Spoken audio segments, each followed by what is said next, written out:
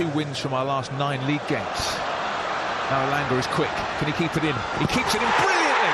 Oh, well played, Elanga. And Manchester United score, and it's Bruno Fernandes, and that is his 50th for Manchester United. But all the congratulations go to Anthony Elanga with a brilliant pacey run down the right, and the delivery for Bruno, superb. Ronaldo's after this. Ronaldo, brilliant play. Ronaldo, surely a penalty, yes. This time, Chris Kavanagh does point to the spot. The linesman on the far side, Harry Leonard, flagged. And penalty given, and a chance for United. Here he comes then. It's Ronaldo. Decisive. Cristiano Ronaldo. You won't be taking that one away from him. That does count. Ronaldo scores yet again. Oh yes. Fabulous effort, and a first goal for Manchester United for Rafa Varane in front of the Stretford end. Finished. United 3, Brentford now. Glory Manchester United. Hello guys, welcome to another episode of this podcast. And in this episode, we'll be analysing our last game with Brentford. What was your anticipation about the game? And for me, I thought we could get a win, but the goal margin wasn't enough because I was expecting us to concede a goal. I wasn't expecting a clean sheet, honestly. I wasn't expecting a clean sheet. So getting a clean sheet was kind of surprising. It was just surprising. So we got the win 3-0 in the last home game of this season. Fernandes got us the first goal. Ronaldo scored the penalty in the 61st minute. Then Varane finished it off. And honestly, you can see Mata's contribution to the team in the recent games now. He hasn't been the best also, but like at least there's a difference in the squad. I don't know why they're not using some players. I decided to use some players who won't even get us result for a long time, and it is what it is. To the statistics, we had more ball possession than them. Well, obviously, since we won the game. We had 64% ball possession and they had 36%. We had 9 total shots, they had 12. We had 2 big chances, they had 1. We didn't have any big chances missed, they had 1. We had 651 accurate passes, they had 309. We had 4 fouls committed, they had 6. We had 3 offsides, they had 2. We had 3 corners, they had 8. To the shots, we had 9 total shots and they had 12. We had 3 shots off target and they had 5. We had 5 shots on target and they had 4. We had 1 block shot, they had 3. None of our shots hit the woodwork, likewise theirs. We had 6 shots inside the box, they had 7. We had 3 shots outside the box and they had 5.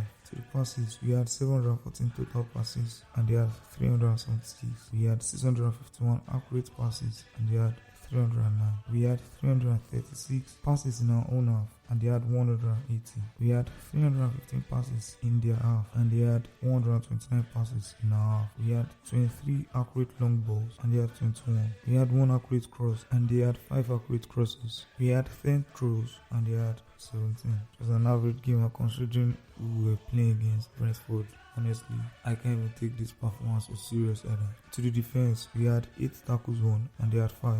We had 11 interceptions and they had 6. We had 3 blocks, they had 1. We had 35 clearances, they had 5. Imagine we had 35 clearances. We fought desperately for that win then.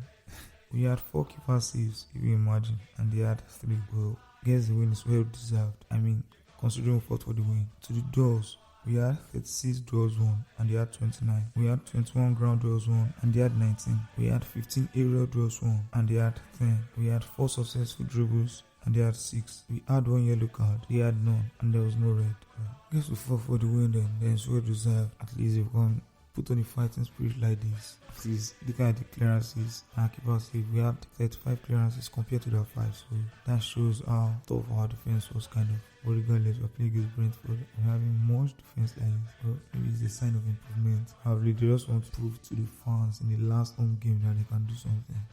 Maybe. Player of the match was Ronaldo, followed by Bruno Fernandes, Alex Telles. To the big chances created, Eriksen and Elanga had 1. To the total shots, Bruno Fernandes had the highest with 4. Ronaldo had 2. McTominay had 1. And John Mata had 1. And the top 10 total shot rating of the game, we really had 4 players. To the pass success, Matic was the highest, he had 82, followed by Dominic 78. Bruno Fernandes 77, Ronaldo 68, Mata 59, Dallas 56, Varane 55. And the top 10 total pass success rating of the game, we had 10 of our players. To the successful dribbles, Tedic and Aja both had 2, McTominay 1, Mata 1, and the top 10 dribble rating of the game, we had 3 players. To the tackle zone, Dalot was the highest, he had 3. Then Telles had 2, Ronaldo had 1, Matic had 1, and Phil Jones had 1. And the top 10 tackle zone rating of the game, we had 5 of our players. Honestly, there's nothing much to say about the game considering the fact that we're playing against Brentford. Though aside from the fact that we put in the work in this match, which we could have been doing overtime. Because I mean, if we are doing this overtime, we could have gotten a balance with this lack of confidence and lack of chemistry that these players don't have. Even if they reshuffle the team, I'm not sure there's going to be a chemistry. There needs to be a chemistry among the players. If you look at the way Man City, Liverpool and all these other top teams are playing, they play with chemistry. Mbaka was on top when Guardiola was there. The tiki-taka built that chemistry. Likewise, when Arsenal were on the Invincible and all those kind of shit like that. But the thing is, we need to have a chemistry, we need to have a system, like a style of play that suits our players, because we cannot just be coming with a win this week, next week a loss, this week a win. Like the inconsistency is so much, like, and honestly you cannot win with inconsistency. You cannot get a trophy with inconsistency. You need to be perfect, like almost perfect in a season to at least get a trophy. No one win trophies with luck, like, well, people might, like other teams might, well, it's very scarce already. Now let's go to the blog post to see what the bloggers have to say about our team. All these are interesting one considering Erik ten Hag being our new manager, and the blog post here has something to say about our new manager. It says Ronaldo questions for the future, says incoming Manchester United boss ten Hag. Let's dive in. Cristiano Ronaldo's future has been a hot topic, and future Manchester United boss Erik ten Hag fielded question on the subject. Erik ten Hag says questions about the future of Cristiano Ronaldo and other Manchester stars are for the future, as the focus is on attempting to see Ajax over the line in the Eredivisie title race. It was confirmed last month Ten Hag will be the replacement for interim boss Ralf Rangnick from next season. The long-term future of Portugal superstar Ronaldo, who signed up for his second spell at Old Trafford from Juventus back in August, has been shrouded in doubt despite the fact he has another year on his contract, with an option to extend for a third season, and has contributed 18 Premier League goals for a United side that has badly underperformed this season. Imagine 18 good Premier League goals. Reports in the British media suggested Dutchman Ten Hag wants Ronaldo to be a part of his plans next time. Yes. But when asked about the prospect of working with a 37-year-old at a news conference previewing Ajax's clash with AZ, kept his cards pressed firmly to his chest. There are questions for the future and not in this moment, he said. I want to answer a question about Ajax. We are in an important race and an important week. I want to focus on Ajax and not on Manchester United. Well, for now, in the next few months, I'm focusing on United, bro. There have been rumors Ten Hag could look to take some of his Ajax squad with him to Old Trafford, with Sebastian Haller, Anthony and Jurgen Timber among those linked with a switch. Ten Hag denied suggestions any deals are in place though. No, there are no agreements about that, he added. I now have very good players, so it's not an issue at all. Let's go find his way around that. At least he'll be new manager. Let's go get new players he wants. And I think he added it to his contract clause, like he has to be in charge of the transfers, not the board. Yeah, well, that's nice. And it's kind of giving us a promising future. We just hope everything plays out well. And there's another blog post here, talking about transfer rumors next season. And this one seems to be like almost everywhere. I've seen like 4 other articles related to this article. So this article says Paul Pogba contacted by intermediaries to gauge interest in Man City move. Well, honestly, to me, I feel if Pogba goes to Manchester City, honestly, Manchester City will be the bomb. Like, that means automatically next Premier League is also going to be for Manchester City, because Pogba again with that combination, and Pogba seems to be fired up in a very good team. You can see in the last World Cup how he was fired up, so that will be a disaster for all of us. Well, let's dive in. It says intermediaries have made contact with Paul Pogba to see whether he would be interested in joining Manchester City this summer. 90 Minutes understands Pogba's contract at rivals Manchester United expires at the end of the season, and he is expected to leave on a free transfer once again, having initially left back in 2012. 90 Minutes has been told that while City have not yet tabled an offer for Pogba, they have put out feelers to scamp,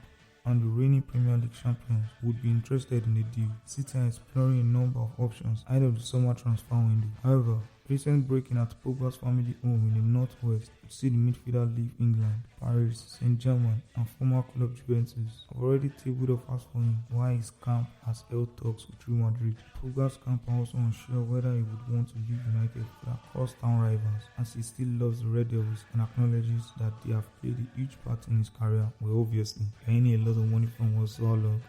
Come on, we're into Ggmu. United remain open to Pogba staying at Old Trafford but accepted weeks ago that he's likely to leave at the end of the season. If the 29-year-old is to leave, he's likely to have already played his last game for United, as he's unlikely to return from a calf injury picked up in their 4-0 loss to Liverpool before the end of the season. But against football, as it is now, nothing is to be said until the new manager gets in. All these rumors are just like rumors, because if the new manager gets in, he can then decide who he wants to keep and who he wants to leave. That's that about the blog post of this episode. In our next game, we'll be facing Brighton, and if I'm to anticipate, honestly, I would not want to anticipate because of our inconsistency. I know, firstly, even if we were to win, we'll be considered regardless. I don't just know. I just have that feeling. And maybe because we won Brentford, I would want to go for a win in the game. I anticipate a 2-1 win at least. Thinking probably we might be fired up. Considering this win against Brentford, maybe we can get a 2-0 win this up and they get a goal back. Consider that goal as usual. But I can't say. So wait to see how it's going to be. But I'll be anticipating 2-1 win. But that's that for this episode. To the next episode, remain red and forever remain red.